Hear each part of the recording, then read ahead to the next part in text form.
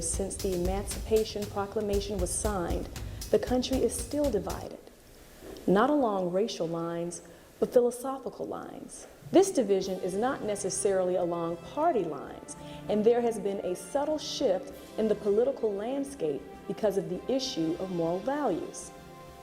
The Black community in America historically has had at its core faith in God and strong moral values.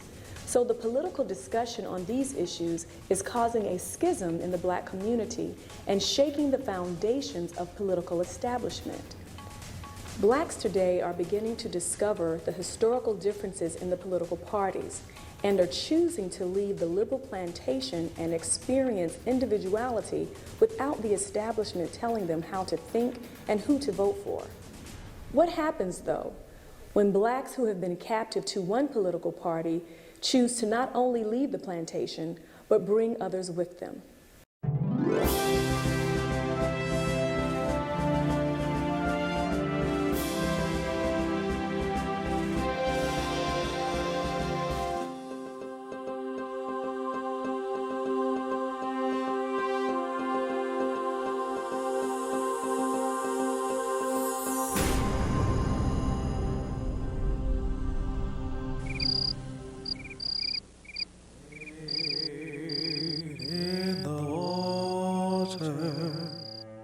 Wade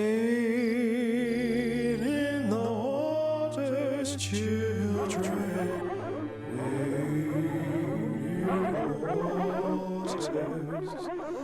God's gonna trouble the waters. See that band all dressed in red.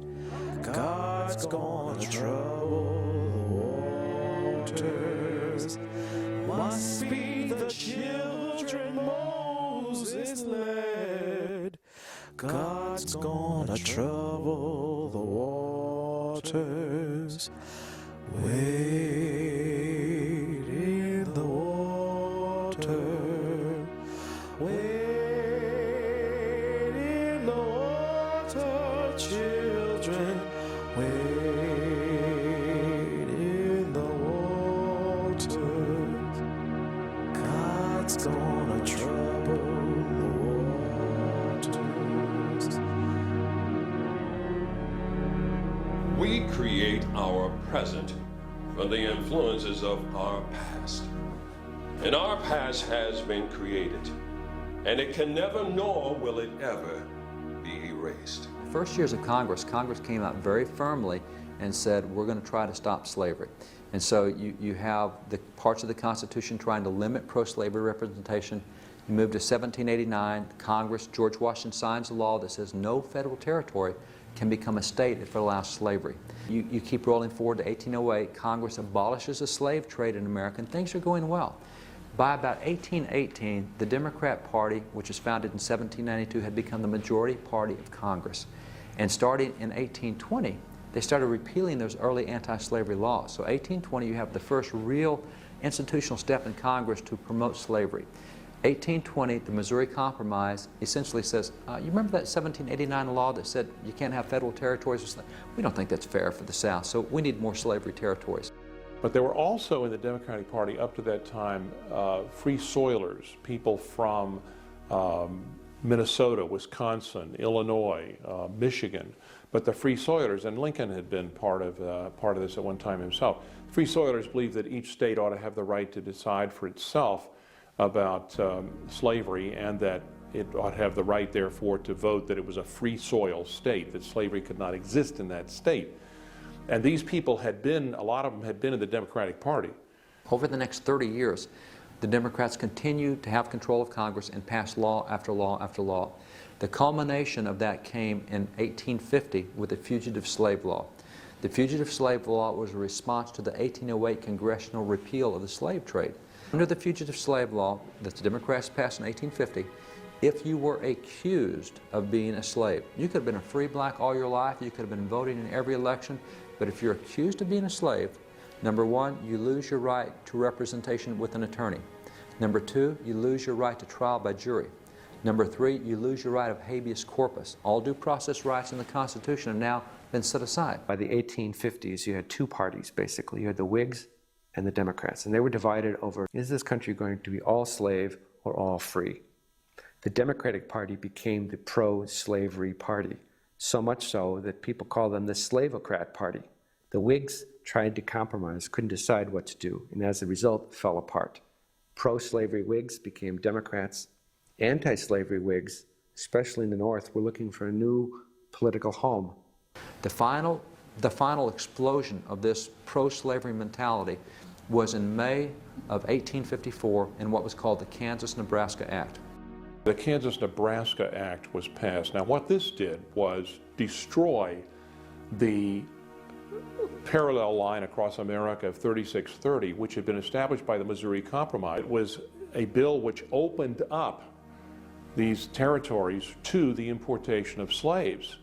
Well, this tore it for many, many, many people of conscience in America.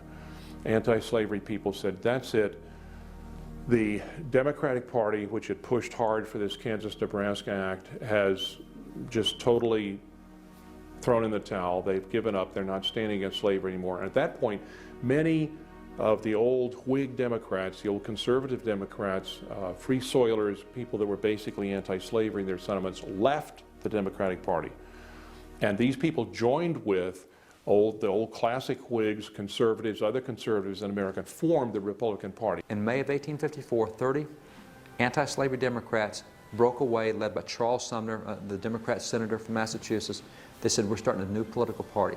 We want a party that embraces the fundamental principles of the Republic, that embraces the Declaration that all men are created equal, that embraces a Constitution where we tried to end slavery. We want those principles. So they called it the Republican Party. It was formed on the reaction to the Kansas-Nebraska bill, formed on this growing, had been growing for decades, this growing anti-slavery movement. So the Republican Party was birthed out of this. And from the get-go in the Republican Party, there was a clear statement that this party was against slavery. This thing was wrong, it was evil and wrong, and must be abolished. The first state party, Republican Party, was organized in July 1854 in Jackson, Michigan, in a convention attended by 10,000 anti-slavery activists. Party, they came out with their first platform shortly thereafter, tiny little platform. It's only got 9 planks in the platform. 6 of the 9 planks dealt with civil rights. We want slavery ended, we want segregation ended, we want full civil rights. It was a civil rights party birthed out of a number of atrocious pro-slavery decisions. Emancipation isn't always as simple as removing shackles or escaping an oppressive situation, because oppression isn't always obvious.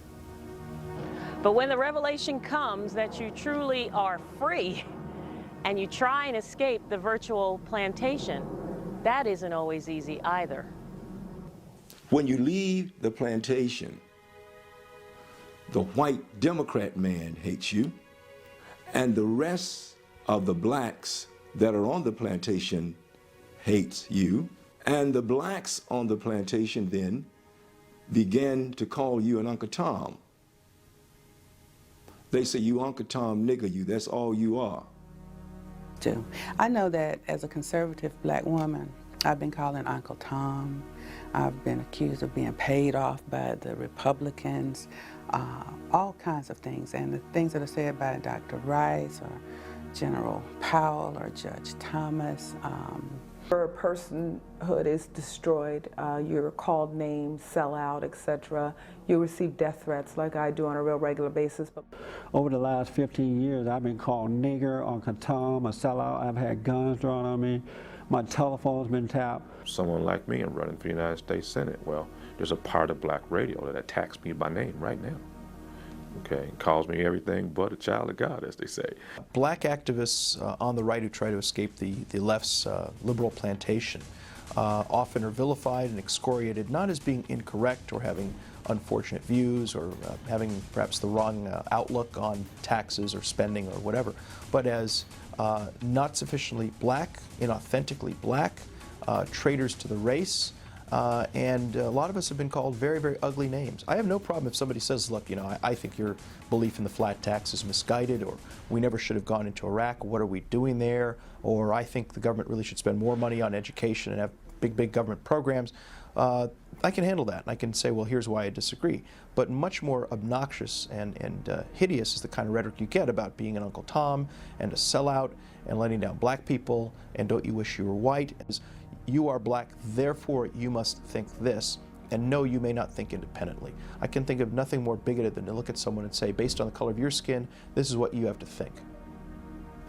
When we first announced our High Impact Leadership Coalition, and we're on the front page of the Los Angeles Times, the next 3 days, there were African Americans who, not knowing me at all, never heard of me, I'm sure, they wrote op-ed pieces saying, this Bishop Jackson must be, and they called me the worst names under the sun. It really did. You know, start off with Uncle Tom and went south from there. You're going to become an outcast within the black community. I think that's why a lot of blacks are afraid to step out of the crowd. Anyone, any black in our society that would disagree with the liberal left, that they then are ostracized, that they are used as an example to others to never ever speak out against liberalism. Jesse Jackson and Maxine Waters, the NAACP, Louis Farrakhan, Al Sharpton, they are the overseers of the plantation. They keep the folks there. They keep them getting up every morning supporting the plantation, and then they get paid by the heads of the Democratic Party. If you keep the black folks on the plantation for me, I'll give you a position at, in Washington, D.C.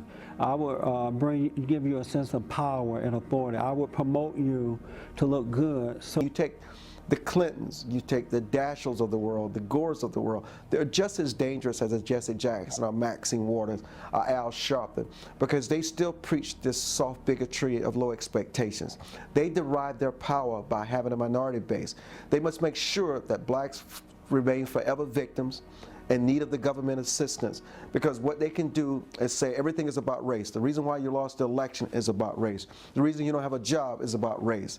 The reason why you can't get an education is because the teacher's racist. As long as they can do that, they can take this voting bloc, the high priest of black, and take it to the plantation, the Democratic plantation, and say, look, every 4 years we deliver 95% of this vote to you, because they've conceded their power to us. We think for them, we decide for them, and whatever we say, if we say jump, they'll say how high. What do we have to show for giving you our power? How has our lives improved? What have you done to change the circumstances around me? It seems as though my life is the same, but yours is getting better and better. And they start questioning it, and the more they start questioning it, and the more they dig deeper, they realize, well, hey, if we're ever going to be a true power base in this country, we have to be a power base in both parties. We cannot allow either party to take us for granted or just to ignore us. And so why not vote Republican when I don't have anything to show for voting for you, giving you 95% of my vote? I don't think that we should be captured or entrapped or enraptured or committed to any one party. No longer are they listening to the masters of the plantation. They're beginning to break away, and that's why it seems to be this desperate move to paint all Republicans as racist. They realize that something is happening in this country. There's a paradigm shift. The same forces that sought to enslave black Americans physically have succeeded in creating new plantations of poverty programs and government handouts. They serve to reduce intelligent, thoughtful people into helpless victims, dependent upon the state for their very existence. What I ask for the Negro is not benevolence, not pity, but simple justice. Everyone is asking the question, and they learn to ask it early of the abolitionists. What shall we do with the Negro? What shall we do with the Negro? I had but one answer from the beginning. Do nothing with us. If the apples do not remain on the tree of their own strength, if they're worm-eaten at the core, If they are early, right, and disposed to fall, let them fall. And if the Negro cannot